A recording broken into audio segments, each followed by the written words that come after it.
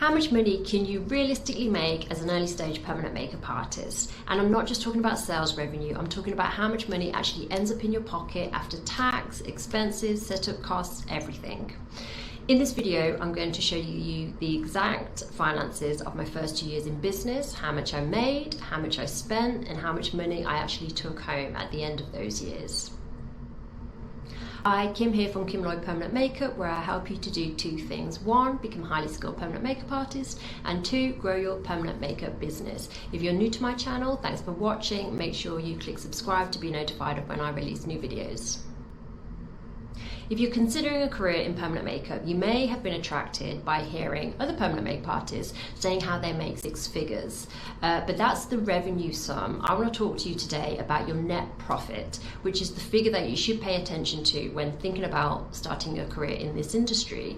Now, your revenue and net are very profit. Revenue is the total sum of all your sales, and your net profit is what you take home at the end of all your costs, your expenses, your overheads, your rent, materials, everything, all your costs and tax. So that's what we're going to be talking about today.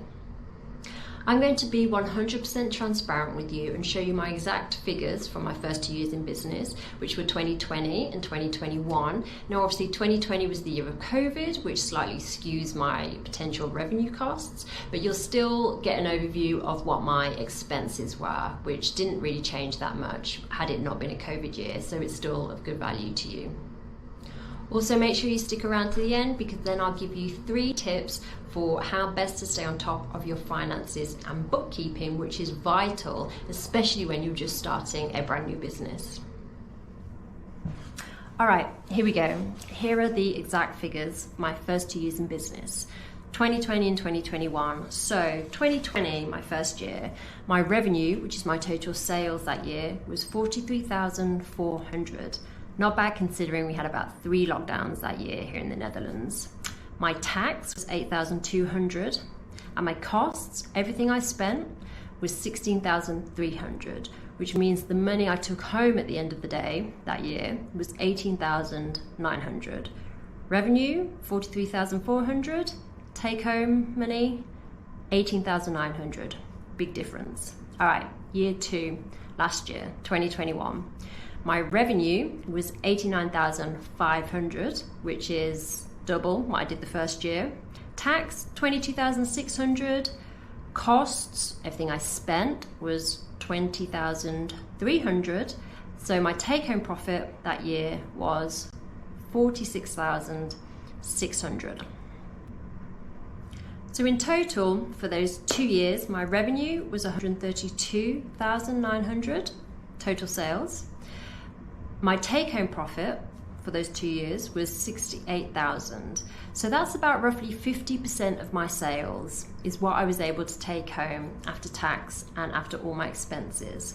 So while these are still really great figures for a new business, first 2 years of business, and it was COVID years, I just wanted to highlight the difference between revenue and profit, your take-home money that goes in your pocket. They're very different sums. So if you're considering a career in permanent makeup, don't get blinded by the six-figure sums, the revenue sums that other permanent makeup artists give you and tell you that you can make.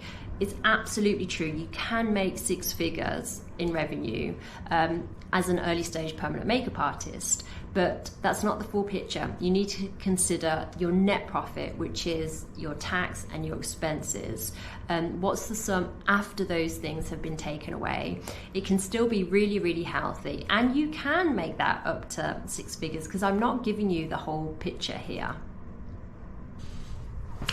It's not the full picture because there's so much more to discuss on this topic. Like, what were my startup costs? How much money do you actually need to get started? How much have I spent on education, on my equipment, materials, to get started in this industry? But also, how many hours do I actually have to work to earn that level of profit?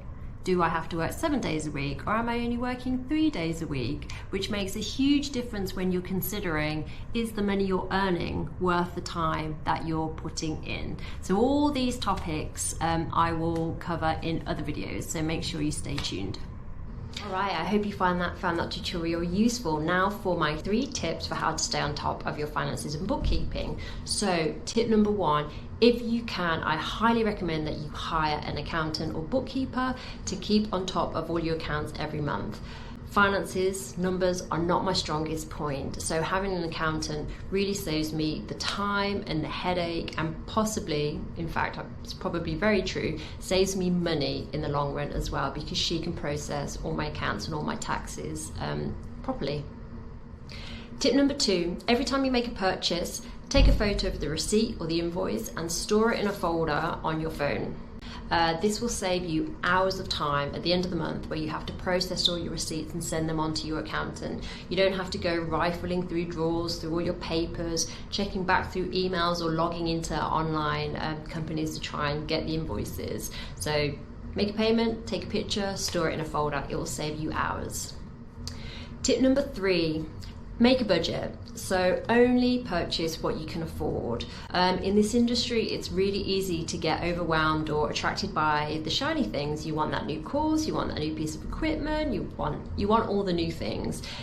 Costs can add up really quickly. Things are very expensive. So make a budget of what you can spend each month and only spend that. And if there's something really expensive you want to buy, make sure you save up for a couple of months and then buy it. This way you just make sure that you don't get into too much debt when you're setting up in this business, which is easy to do.